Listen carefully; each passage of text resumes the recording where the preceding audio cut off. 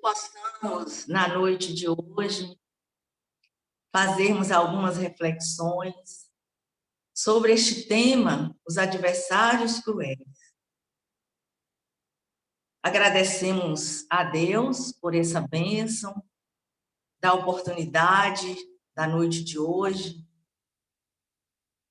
e rogamos a espiritualidade para que esteja sempre conosco, nos abençoando e direcionando os nossos pensamentos. Nós, então, vamos fazer as nossas reflexões, iniciando o tema central do mês de dezembro, onde nós colocamos a mensagem do amor imortal, um livro escrito pelo espírito Amélia Rodrigues, através do médium Divaldo Pereira Franco. Então, nesta obra, nós tiramos os temas, todos os temas, para o mês de dezembro, onde nós vamos fazer reflexões bastante direcionadas com o nosso Mestre Jesus, com o Natal que se aproxima, buscando sensibilizar-nos diante da grandeza e da simplicidade da mensagem do Cristo. Então, na noite de hoje, nós vamos, então, iniciar os nossos comentários fazendo uma reflexão, nos recordando da época, do período em que Jesus esteve entre nós. Pedimos a Tiziana para colocar o nosso slide, porque nós vamos recordar, nós vamos tentar mentalizar neste momento em que nós aqui estamos reunidos sobre o Sermão da Montanha. Nós vamos identificar Jesus, o nosso mestre e amigo, quando, naquela ocasião, ele subiu ao monte e trouxe para todos nós o código moral que guiaria a humanidade para todos os tempos. E esse código está inscrito no Sermão da Montanha. E então, naquela tarde em que Jesus, com seus discípulos e a multidão, subiram ao monte, onde Jesus cantou as bem-aventuranças, nós vamos perceber que todos aqueles que ali estavam testemunharam pessoalmente o momento magno em que Jesus trouxe este ensino que nos libertaria de todo mal. E nós vamos perceber, pedimos a Tiziana para passar a nossa tela, que quando Jesus subiu ao monte, quando ele desceu do monte, após proferir o Sermão da Montanha, que ficaria gravado naquela atmosfera, naquele ambiente da natureza belíssimo, próximo ali ao mar da Galileia, nós vamos perceber que houve um momento, no dia seguinte, em que uma pessoa, um senhor ainda jovem, de aspecto varonil e nobre, ele acercou-se de Jesus e pediu-lhe uma entrevista. Ele queria conversar com o mestre. Este senhor chamava-se Bartolomeu Bar Eliazar. Bartolomeu Bar Eliazar, ele, então, falou com Jesus. E Jesus ouviu atentamente, com muita ternura. E ele disse a Jesus: ouvi falar da vossa missão no monte, quando estabelecestes os paradigmas de ordem moral para a conquista do reino eterno. Não posso negar que jamais ouvi alguém dizer o que disseste, falar como falaste. Sou cultor das belas letras clássicas e das tradições de Israel, trabalhando-me para compreender a finalidade existencial da vida. Ninguém, porém, me penetrou tão profundamente o ser como vós o fizestes. Continuo ouvindo sem parar o vosso verbo brando e sábio, cantando-me na acústica da alma e delineando-me roteiros fascinantes. Ao que então o mestre, com ternura, o ouvia e ele acrescentou: atormento-me, procurando identificar quais são os piores adversários do ser humano. Tem agora o estatuto de conduta, conforme apresentado no vosso discurso, onde se travará a terrível batalha contra esses inimigos e quais as armas de que poderemos dispor para a luta. E Jesus, então, lhe respondeu: Bartolomeu, rogo ao Pai que te abençoe as conquistas e as expectativas que acalentas. Interrogas quais são os maiores e mais perversos adversários do ser humano e como, onde combatê-los. Eu te direi que todos eles se encontram no imo do ser e trabalham ali pela sua infelicidade. Isto ocorre, porém, porque virgem nas paisagens da alma, esses insaciáveis perturbadores da paz e de todos os seres humanos, escondendo-se e mascarando-se, mudam de atitude e a forma de crueldade, permanecendo inatingidos no seu reino secreto, que é o coração. O mais impiedoso entre todos é o egoísmo, monstro devorador das alegrias alheias, que termina por autodestruir-se também, quando já tem a quem se impor. É o responsável pela existência de todos os demais que lhe fazem. Então, nós vimos aí, quando Bartolomeu, né, uma pessoa, cultor das belas letras da época do Cristo, ele fala com Jesus que nunca tinha sido tão profundamente tocado pelas palavras do Nazareno, que ele continuava a ouvir na acústica da sua alma os seus ensinamentos, a sua voz sublime e vigorosa, trazendo-nos esse código de moral eterno. Mas ele pergunta a Jesus que ele ficou inquieto. Onde travaria a batalha com esses adversários cruéis? E Jesus, então, nós vimos assim, através de Dona Amélia Rodrigues, que ele nos diz que estes inimigos cruéis encontram-se no imo da criatura humana, no seu interior, no seu mais profundo recurso do seu ser, no íntimo da sua alma, encontram-se esses adversários cruéis.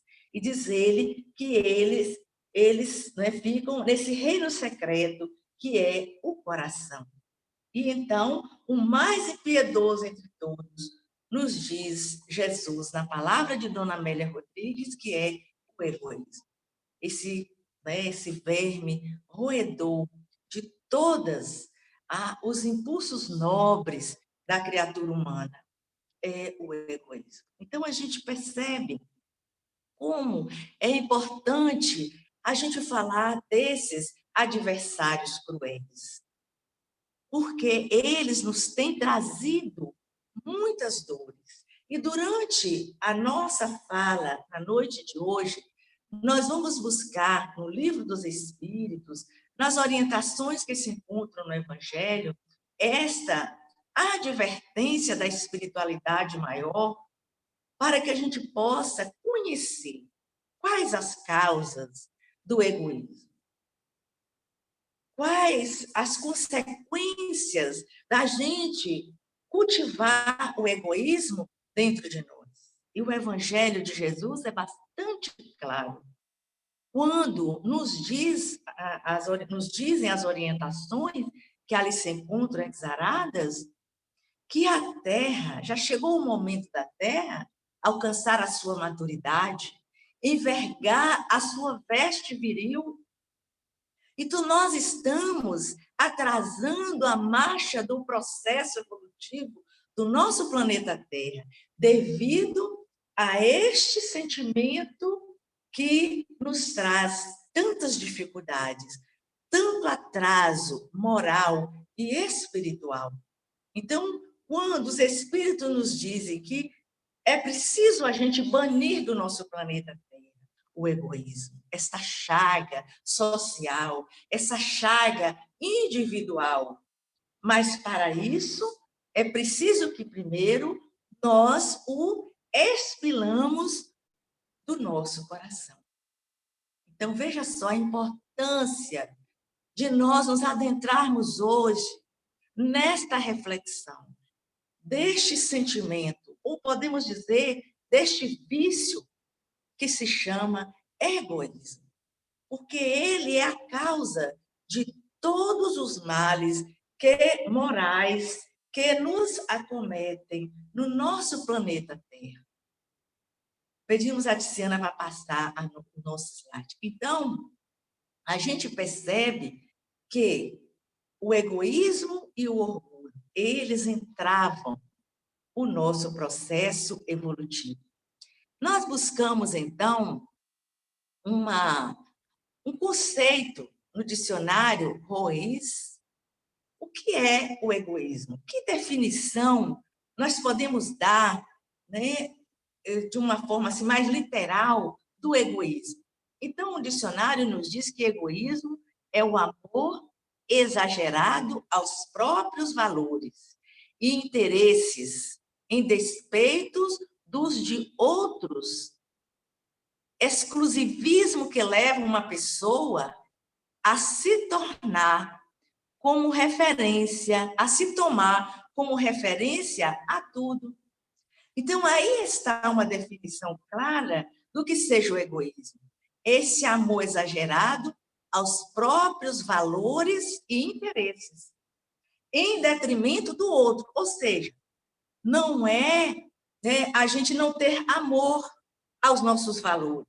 Não é isso que a definição nos diz. É o amor exagerado. Kardec nos fala que o egoísmo é um vício como as paixões, porque em si ele não é um mal, mas quando ele se torna exagerado, né, exacerbado, esse apego, esse amor próprio, né, só levando em conta o seu interesse a despeito dos outros, aí sim nós temos o egoísmo. Esse sentimento exagerado, que a gente não leva em consideração o mal que nós fazemos para o outro, o mal que nós fazemos para as pessoas, para os outros seres, para a natureza. Isso é o egoísmo, é o exclusivismo que leva uma pessoa a se tomar como referência a tudo. Então, esse exclusivismo que a pessoa acha que só, vamos dizer assim, o que é mais acertado, o que é mais correto, o que é mais importante é o que dela provém. Então, ela se torna uma referência, ela é o centro, se coloca, na verdade, como o centro de tudo. Esse é o egoísmo. E é esse mal, é esse vício que traz tantas dores e que impede o nosso progresso moral aqui na Terra. E nós buscamos no Livro dos Espíritos, né, uma pergunta que Kardec colocou, a pergunta de número, tá pequenininho, que é 913, e quando ele perguntou a espiritualidade superior, dentre os vícios, qual que se pode considerar radical?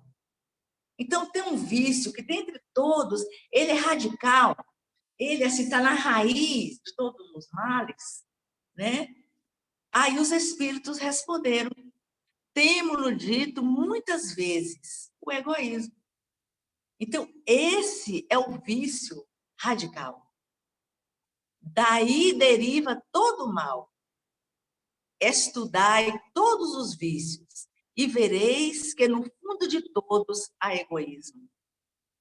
Por mais que lhe deis combate, não chegareis a extirpá-los, enquanto não atacardes o mal pela raiz, enquanto não lhes houverdes destruído a causa.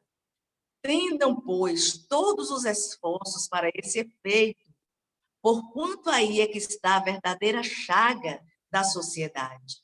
Quem quiser, desde esta vida, e aproximando-se da perfeição moral, deve expurgar o seu coração de todo sentimento de egoísmo, visto ser o egoísmo incompatível com a justiça, o amor e a caridade.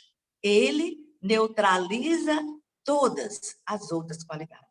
Então, até a gente ia tirar um pouquinho, que achamos grande a resposta, mas é tão importante que nós deixamos toda. Porque essa pergunta, ela é de fundamental interesse para todos nós. Né? Para a gente compreender verdadeiramente, né, como esse vício é um vício radical, que ele impede a nossa evolução. Né? O egoísmo. Todo o mal deriva do egoísmo. Todos os vícios, né, a gente vê que eles trazem na sua origem o egoísmo. Aí a gente pode, mas que vícios? Vamos dizer, a maledicência. Vamos dar um exemplo, é um vício. Né? Por que a gente é maledicente? Porque a gente vê o mal que está no outro, comenta o mal que está no outro, quer que as pessoas saibam daquele aspecto negativo daquela pessoa, para a gente, né, tentar, de alguma forma, dizer que nós somos melhores do que o outro, que nós não temos aqueles defeitos. Então, quanto mais baixo o outro tiver, mais nós vamos nos sentir mais elevados, melhores do que o outro. Ou seja, o egoísmo. A inveja, por exemplo, um outro exemplo. Né? No fundo da inveja, o que existe? O egoísmo. A gente inveja, né, as posses do outro. A gente inveja a beleza do outro. A gente inveja, né, a intelectualidade do outro. Isso é inveja. Porque a gente não admite, a gente não aceita que alguém tenha mais do que nós. Que alguém domine recursos mais do que nós. Então, de onde provém? Qual é a causa desse vício chamado inveja? Egoísmo. Então, a gente não vai chegar a extirpá-los enquanto não atacar de mal pela raiz. Enquanto não lhe houver de destruído a causa. Então, enquanto a gente não destruir a causa do egoísmo, nós não vamos extirpar o mal, né, com os males, os vícios com os quais nós nos vemos abraço aqui na Terra. Então, a gente precisa buscar a causa desse egoísmo. Né? Onde está a raiz, de onde ele proveio, de onde ele surgiu, ou de onde ele surge. Porque ele é a chaga da sociedade. Então, nós vamos perceber que, quando nós lemos, durante essa semana, a gente estudando, pedimos Tiziana para passar o slide, porque quando nós estudamos esse assunto, a gente já tinha visto, e aí nós fomos reler, né, em Allan Kardec, lá no livro Obras Póstumas, na primeira parte desse livro maravilhoso, que tem um capítulo, uma parte, em que Kardec ele colocou como título o egoísmo e o orgulho. E lá, nós tiramos um trecho pequenininho, mas de uma profundidade muito grande, clareza, onde Allan Kardec nos diz: o egoísmo e o orgulho nasce de um sentimento natural, o instinto de conservação. Olha só, nasce de um sentimento natural, que todos nós, todos os seres vivos têm um sentimento natural, que é o de conservação. Todos os instintos têm sua razão de ser e sua utilidade. Porquanto Deus nada pode ter feito de inútil. Então, todos os instintos, né, têm a sua razão de ser. Tem um motivo superior para que aquele instinto exista. Contido em justos limites, aquele sentimento que ele trata ali, que é o egoísmo, o sentimento, né, que a gente traz, é bom em si mesmo. Esse instinto de conservação é bom em si mesmo. A exageração é o que o torna mal e pernicioso. Então, a grandeza do pensamento, que é um pensamento de Allan Kardec. O egoísmo, ele nasce do sentimento natural.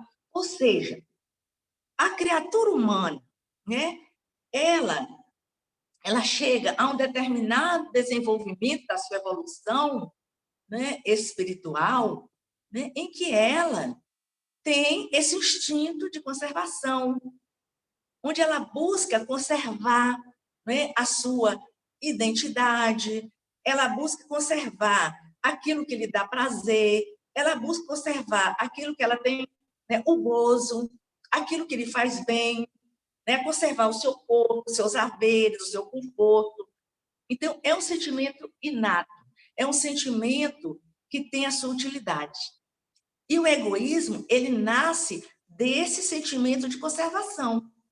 Então, na nascente, esse sentimento, né, esse instinto de conservação, ele é benéfico para nos preservar, né, para conservar, né, a nossa individualidade, né, a nossa personalidade. Mas o que faz com que, né, este sentimento ele seja prejudicial, né, quando ele sai do limite em determinado momento da nossa evolução espiritual, né, onde que a gente já tem um domínio mais assim, um domínio maior do nosso livre-arbítrio, das nossas atitudes, então às vezes a gente se deixa levar pelos excessos. Mas se ele se contém nos limites, ele é bom em si mesmo, que é para nos preservar, para conservar, para a gente desempenhar o nosso papel, a nossa missão, o nosso trabalho aqui na Terra. Mas a exageração é o que o torna mal e pernicioso. Então, se a gente exagera esse sentimento, quando ele passa a ser uma exacerbação, quando eu busco, né, só olhar os meus interesses, os meus valores, eu me coloco no centro, como se eu me colocasse no centro, né, de tudo, no centro do universo, aí, então, ele se torna mal e pernicioso. É muito interessante essa colocação de Kardec. Então, ele nasce dessa exacerbação, desse exagero nosso em relação à nossa, né, personalidade, à nossa individualidade, ao nosso ser. Então, é aí que é a nascente do egoísmo, a essa exacerbação. Até o momento em que a gente usou o instinto de conservação para nos preservar, ou até onde a gente continue usando, né, que o instinto não acaba, ele permanece, né, ele, vamos dizer assim, ele se sutiliza, mas ele permanece. Então, é para o nosso bem. Mas à medida que ele se exacerba, que ele exagera, ele se torna prejudicial. Pedimos a Tiziana passar o nosso slide. Então, a gente vê, né, como é que a gente pode entender as causas, essas causas. Onde estão as causas do egoísmo, dessa vivência perniciosa do egoísmo? Aí, é Kardec, ainda em Obras Póstumas, que vai nos dizer. A principal causa, né, reside, evidentemente, na ideia falsa que o homem faz da sua natureza, do seu passado e do seu futuro. Por não saber de onde vem, ele se crê mais do que é. E não sabendo para onde vai, concentra na vida terrena todo o seu pensar. Então, a causa maior do egoísmo é a ideia falsa que nós fazemos, que muitos de nós ainda fazemos, né, da nossa natureza. Então, a gente acha que a nossa natureza, para muitos, a natureza nossa é corporal, é física, né? Para muitos de nós, essa é a nossa natureza. Então, se nós achamos que a nossa natureza é material, né? Que nós tivemos ali o início no nascimento, terminamos com a anóxia cerebral, com a morte, né? Que nós só existimos esse período que nós vivemos aqui na Terra, então é mais do que natural, né? Se a gente não tem essa visão, então a gente vai estar, o nosso pensar só vai estar voltado para onde? Para a vida presente, para gozar, né? Para aproveitar ao máximo, para a gente desenvolver os nossos interesses, usufruir, né, o mais que puder. Então, nós vamos estar voltados para o momento atual.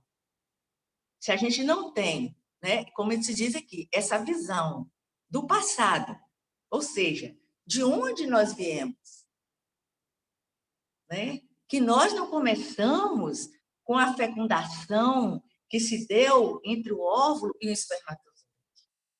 O corpo físico, a veste que nós vamos tomar, sim, vai começar essa veste atual ali. Mas o nosso espírito, ele já existia antes. Todos nós, espíritas, espiritualistas, né, reencarnacionistas, sabemos disso, que nós temos um passado.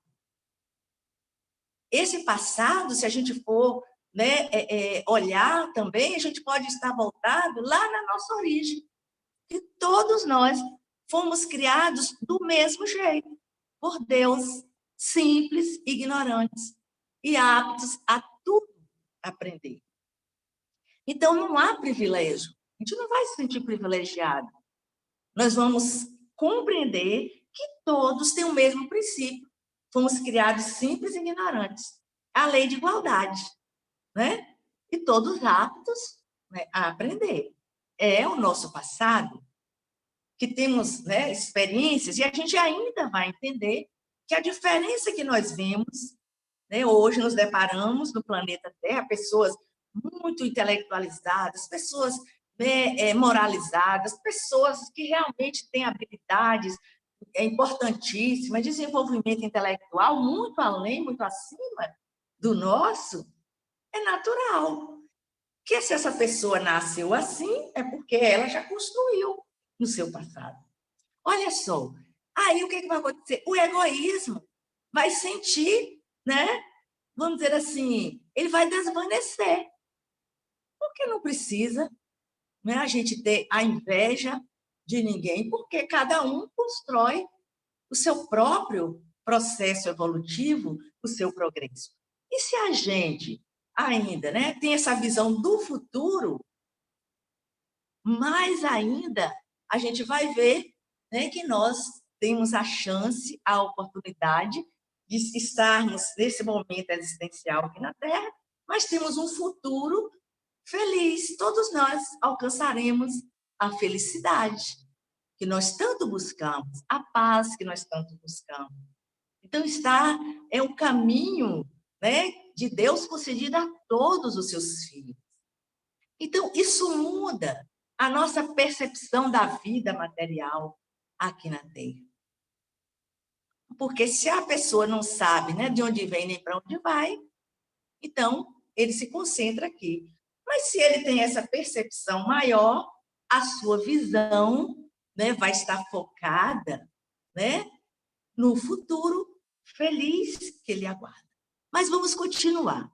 A causa do orgulho está na crença em que o homem se firma da sua superioridade individual.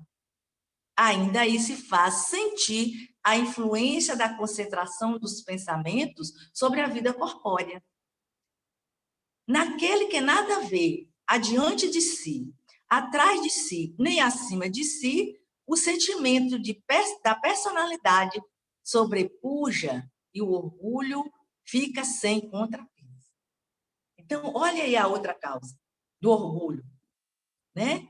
Também está voltada para essa percepção ainda que a gente tem, né, da vida presente, da vida corpórea só.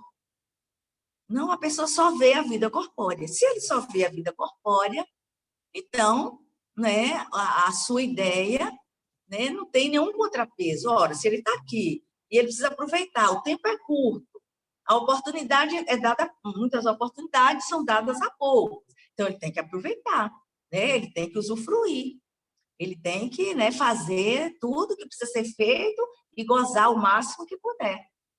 Mas se ele tiver essa visão que a doutrina espírita nos traz, né? Então, ele vai ter esse contrapeso para que ele possa ver que há, né, atrás de si, como se diz aqui, ó, que nada a ver adiante de si, adiante, né, no seu amanhã, no seu futuro, que nada a ver atrás de si, né, daquilo que ele trouxe, daquilo que a gente traz, nem acima de si, né, por causa do orgulho, não vê nada, não admite, às vezes, nem a existência de Deus, porque acha que o homem é capaz de resolver, de equacionar todas as coisas e todos os problemas do ser humano, e que ele é capaz. Então, esse orgulho fica sem contrapeso. Mas quando a gente percebe essa realidade, né, que transcende a vida corpórea, essa grandiosidade da vida espiritual, essa riqueza, essa amplitude do progresso espiritual, então o orgulho, ele tem esse contrapeso, né? A gente pode ter os ímpetos de orgulho, ali, né, algumas sementes de orgulho, mas vem o contrapeso. Eu sei que realmente acima de mim há superioridade dos espíritos, há pessoas que têm mais entendimento, né? Eu vejo o passado, que se a gente passa por dificuldades, há o nosso passado, né? E se a gente, uns passa mais, outros menos, é porque, né, depende daquilo que a pessoa já construiu, e então o orgulho tem esse contrapeso. Então a gente vê aí que essa percepção da vida espiritual, da imortalidade da alma, né, ela é esse contrapeso que vai nos ajudar a vencer o egoísmo. Pode passar, Tiziana. Mas a gente percebe, passa para mim, Tiziana, a gente percebe que, apesar disso, né, a gente ainda não pode, de uma certa forma, ser radical.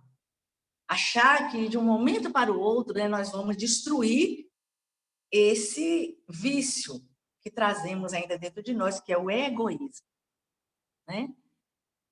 Nós vamos lembrar um pouquinho aqui de uma forma rápida, porque não dá para a gente aprofundar, mas achei interessante a gente colocar aqui a estruturação psíquica, segundo a psicanálise, que nós achamos, assim, de uma certa forma, bastante esclarecedora, apesar de ter outras, né, outras definições, né, outras filosofias, mas nós ficamos com a psicanálise, criada por Freud, né, quando ele coloca que essa estrutura psíquica tem um id, que são aqueles impulsos automáticos, dos instintivos, temos o ego, que é aquela parte do nosso psiquismo, que ele estrutura a nossa personalidade, né? Que é o ego é que coordena os nossos pensamentos, né? As nossas atitudes, os nossos sentimentos, é o ego que dá uma diferenciação, né, da nossa personalidade, o nosso nome, os nossos valores. E temos o superego, que é uma instância, né, vamos dizer assim, onde ela já tem um nível de moralidade maior e que há o contrapeso, né, entre o id impulsivo, o ego, que é os valores que nós recebemos, ou da cultura, ou da espiritualidade, e o ego vai definir as nossas atitudes, o nosso comportamento. Então, o ego é essa instância mediadora, importantíssima, né, no nosso psiquismo. O ego é uma instância psíquica imaterial, nós temos um local no cérebro, vamos dizer, que está o ego, é uma instância psíquica imaterial responsável pelo processo de adaptação à vida. Então, nós vamos formando o nosso ego desde o momento em que nós nascemos, né? Através do contato com a mãe, né? Com o pai, nós vamos ali desenvolvendo o nosso ego, identificando o nosso pensamento, o nosso querer, a nossa vontade. Aí nós vamos sabendo que nós temos um nome, que nós somos um nome de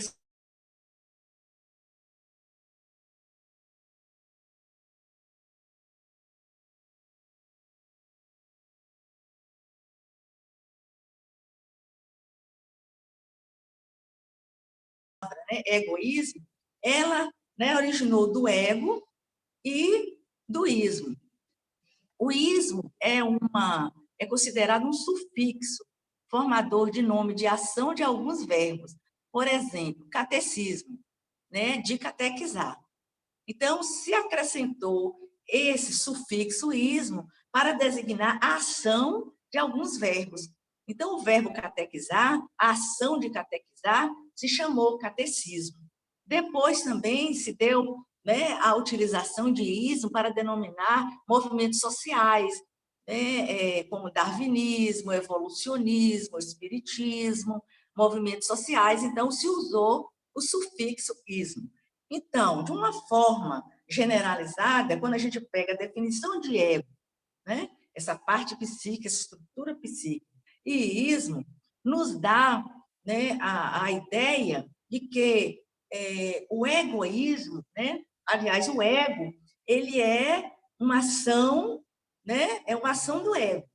E que essa ação, se essa ação é negativa, então o ego é negativo. Muitas culturas, elas trazem essa conceituação, né, que acha que nós vamos ter a iluminação quando a gente destruir o ego. Mas a doutrina espírita, através de Dona Joana de Ângeles, ela nos fala que o ego não é uma estrutura negativa. Ele se torna negativo quando o ego adoece. Quando essa estrutura psíquica ela se deixa levar pela exacerbação, pelo exagero, pelo centralismo, para achar que é uma referência das coisas e de tudo, então ele adoece. E ela dá essa conotação quando ela nos diz assim, invariavelmente o eu, aqui ela falando do ego, pensa somente em si, não compreendendo a imensidade do inconsciente que é o seu total. Então, na verdade, quando o ego ele está adoecido, né? Esse ego que ela chama de adoecido, quando o ser se deixa levar por essa exacerbação, ele pensa somente em si. Ele não compreende a imensidade do inconsciente que é o seu eu total. Então, ele fica preso naquela parte, né, psíquica do ego e que ele não percebe de que ele faz parte, né, de uma realidade total, muito maior. E aí, nós podemos dar o exemplo do que foi dado por Freud, do Seberg, onde a gente vê aquela parte pequenininha na superfície, é como se fosse o ego, né? E a parte que está submersa, que é assim milhões de vezes maior do que aquela parte daquela pedra de gelo que está no mar, né? Ela não é percebida quando o ego está adoecido, não é percebida pelo ego. E ela é muito maior, né? E ela contém, vamos dizer assim, aquelas partes, né, que está ali superficial, contém o todo. Então, é um exemplo da gente, quando a gente deixa levar só pelo ego. A gente fica preso, né, àquela visão estreita, né, da vida corpórea, das coisas materiais, do prazer, do gozo, do momento presente só, né? E não percebemos, né, a grandeza da totalidade que é o ser espiritual, que é o self de Jung, né? Que segundo Leon Denis, o eu profundo. E Roberta Assagioli fala assim do eu superior. Então, a gente fica sintonizado com o eu inferior, com esse eu da vida de relação material, né? E não tem essa percepção do todo, da grandeza, da grandiosidade do psiquismo do ser humano, que é essa realidade total. E é no self, no seu eu superior, que encontram as suas maiores habilidades, que encontram a sua grandeza. É ali que se encontram, né, multimilenárias experiências e aprendizados que nós já construímos em outras existências, em outras experiências reencarnatórias. Está ali, né, estão ali contidas no nosso inconsciente. Pedimos a Tiziana passar o slide para nós, por favor.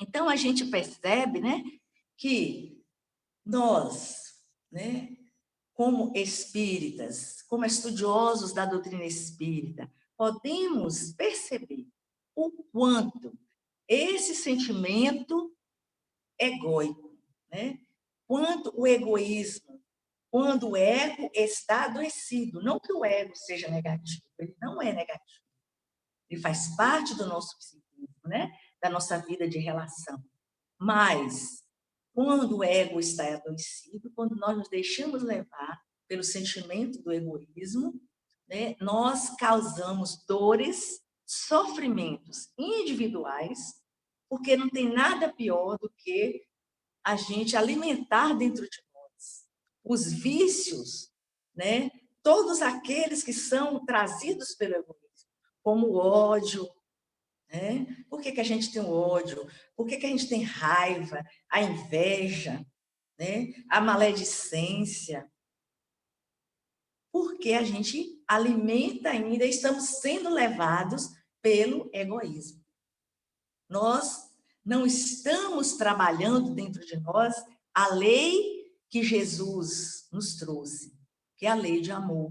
E a doutrina espírita, no capítulo Amar o próximo como a si mesmo, os espíritos, e Lázaro, por exemplo, quando ele nos diz ali, né, quando ele fala da lei de amor, que no seu início o homem só tem instintos. Então, nos primórdios da nossa evolução humana, nós éramos conduzidos pelos instintos, porque é uma espécie de inteligência, né, divina. E mais avançados, né, e corrompidos, a gente teve sensações do prazer, do gozo, do bom, do ruim, sensações. Mais aprimorado, nós temos sentimentos.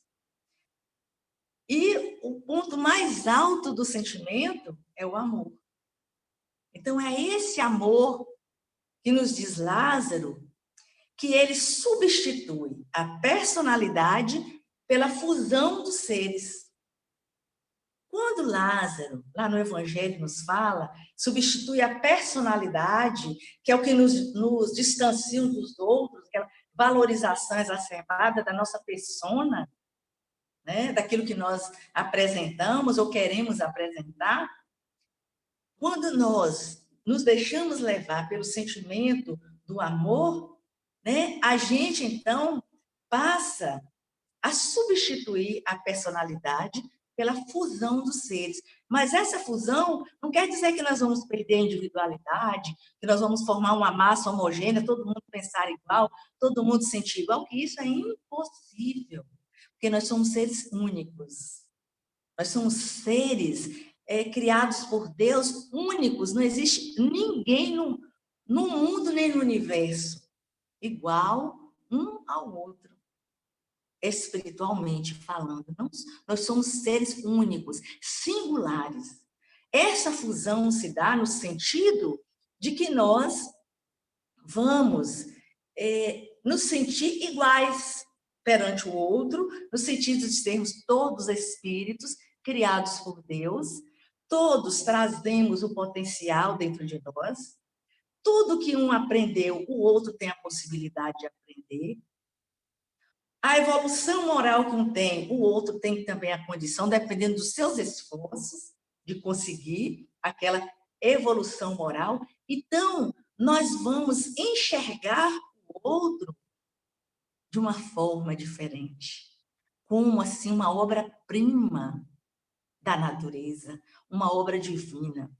E foi o que levou Albert Schweitzer, numa região de miséria, de dor, de sofrimento na África, no Congo, levou ele, depois de ser uma pessoa, um musicista famoso, né, na Alemanha, onde ele vivia, na cidade onde ele vivia, um teólogo, uma pessoa altamente requisitada nos meios sociais e culturais da sua época, um estudioso de Bach, apresentava concertos, mas ele sentia que o verdadeiro amor, ele necessita de coragem.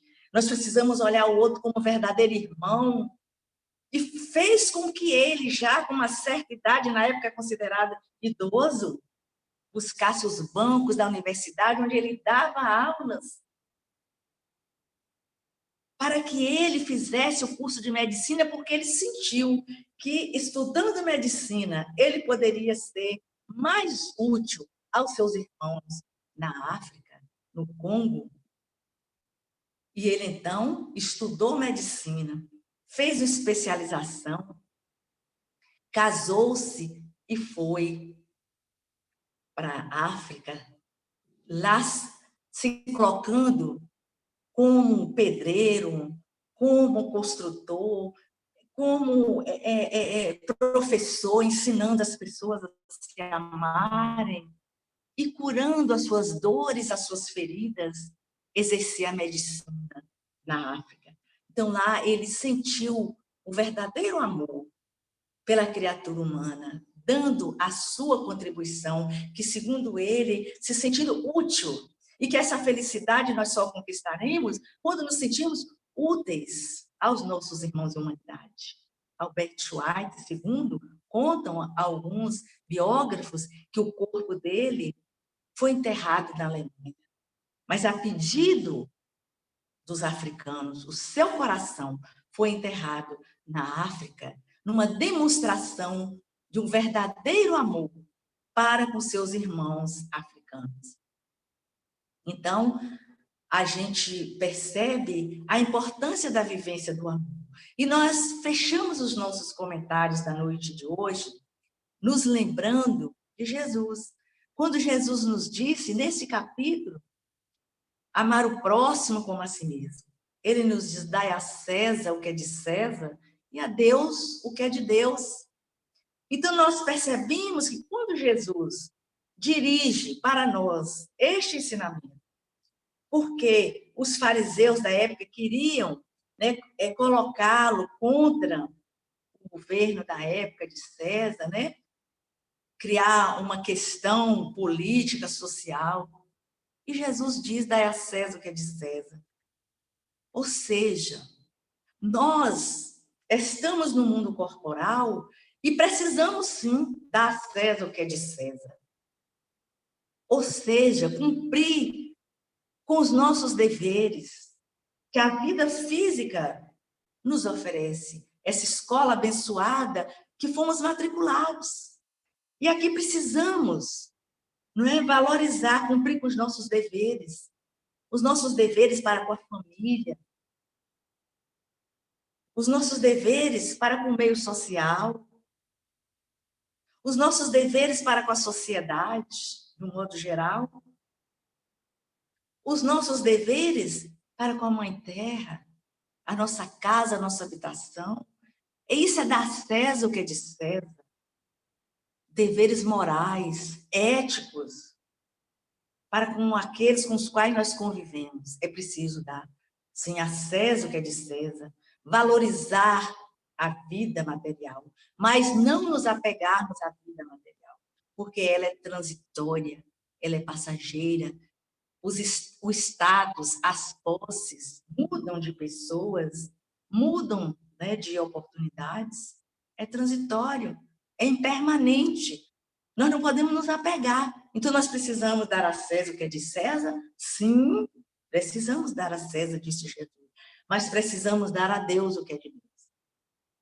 Dar a Deus o quê? Que nós podemos dar a Deus? O nosso amor, a nossa gratidão, o nosso reconhecimento através do trabalho no bem, como leu Tiziana no início da leitura preparatória. a forma que nós temos de agradecer a Deus, de sermos gratos, de sermos reconhecidos ao amor de Deus para conosco, é sermos úteis através do nosso trabalho, ajudando para que o outro possa desempenhar melhor a sua missão, o seu trabalho, a sua tarefa, para que o mundo seja melhor, para que a nossa presença faça, de alguma forma, a diferença, sem exacerbação do ego, porque sabemos que somos pequeninos, muito pequeninos, mas somos filhos de Deus e trazemos um potencial imenso, habilidades e o sentimento do verdadeiro amor em nossos corações. Então, que a gente possa refletir na noite de hoje, perceber dentro de nós esse amor e colocarmos em prática na nossa vida cotidiana. Esse amor verdadeiro, começando por amar a nós mesmos. Que Jesus, então, nos abençoe. Muita paz para todos nós.